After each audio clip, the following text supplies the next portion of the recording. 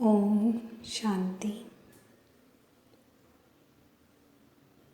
खुद योग लगाना कैसे सीखें, इसके थर्ड पार्ट में आज हम बात करने वाले थे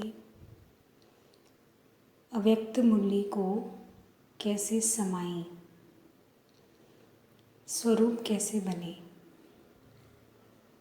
तो इसके लिए सबसे पहले अव्यक्त मुरली को पढ़ें कैसे। हम में से सभी ब्राह्मण कम से कम एक अव्यक्त मुरली तो रोज़ पढ़ते ही होंगे, जो पुरुषार्थ करने के अभिलाषी होते हैं। लेकिन हम किस तरह से मुरली पढ़ रहे हैं, वो विधि बहुत इम्पॉर्टेंट है। तो मुरली पूरी एक साल इकट्ठी ना पढ़ के आप पार्ट्स में पढ़ें। जैसे आप 4-5 लाइन्स एक बार में पढ़ें, चाहे आपके पास सिर्फ 15 मिनट हों, लेकिन आराम से बैठकर सिर्फ 4-5 महावाक्य पढ़ें।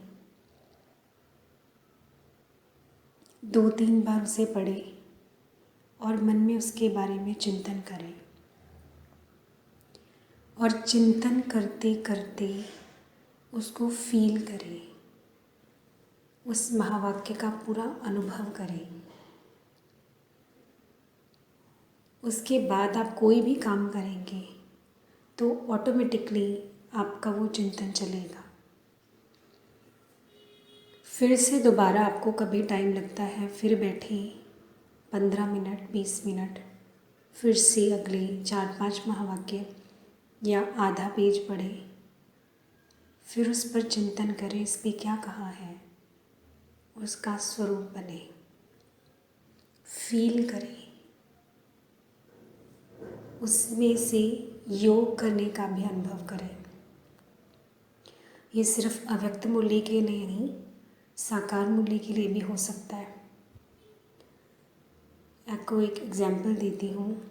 एक बार साकार मुरली में एक महावाक्य आया।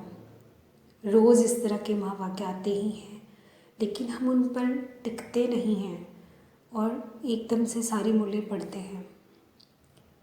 तो महावाक्य था,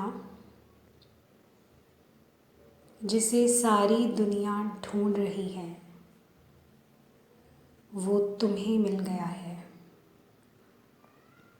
इसे पढ़ते ही इस पर टिक गई मैं।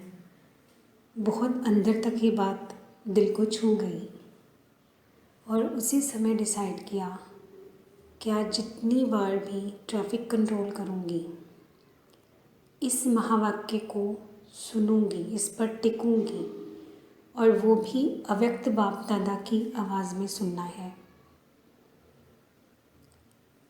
जितनी बार भी ट्रैफिक कंट्रोल उस दिन किया, अव्यक्त बाप दादा की आवाज़ में इसको सुना। जैसे धीरे धीरे बाबा मेरे कानों में कह रहे हैं, मुझे दृष्टि देते हुए कह रहे हैं। और एक बार तो ऐसी अवस्था बनी कि सच में लगा कि मैं मधुबन में पहुंच गई हूँ।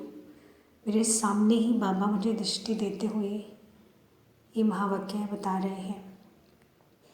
और इतना खो गई इसमें कि आँखों से आंसू रुकने का नाम नहीं ले रहे थे।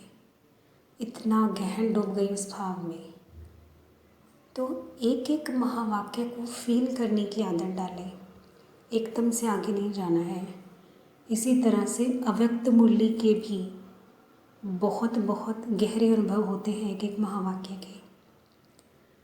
और मैं आपको अपना अनुभव बताती हूँ, जो मैंने पिछले 2-3 महीने से मैं कर रही हूँ, कि मैं अव्यक्त मुरली को सुबह 4 बजे पढ़ती हूँ। एक अव्यक्त मुरली ली 4 बजे, उसके 4-5 महावाक्य लिए, सिर्फ पढ़े, उस पर चिंतन किया और अगले 30 मिनट्स उसी पर योग करती हूँ। और यकीन मानिए वो मुरली का पॉइंट कभी नहीं भूलता है। दोबारा रिवाइज़ करने की भी ज़रूरत नहीं पड़ती। कभी दोबारा खुद से याद आता है, वो अनुभव भी याद आता है जो उस समय किया। और आपके दिल से जो कमेंट्री उस समय निकलेगी, उसकी एक लाइन ऐसा असर करेगी जो किसी भाई बहन के द्वारा सुनी हुई कमेंट्री के 30 मिनट में भी आपको वो अनुभव नहीं होगा, जो आपके दिल से निकले हुए एक लाइन में आपको वो अनुभव हो जाएगा, क्योंकि वो राइट फ्रॉम द हार्ट आया है। तो इस तरह से आप अव्यक्त मूल्यों को पढ़ना और स्वरूप बनना शुरू करें, तो धीरे धीरे आपके मन में खुद ही कमेंट्रीज चलने लगेंगी और एक महावाक्य पर टिक कर चिंतन करना है, टिक कर उसको फील करना है। ओम शांति।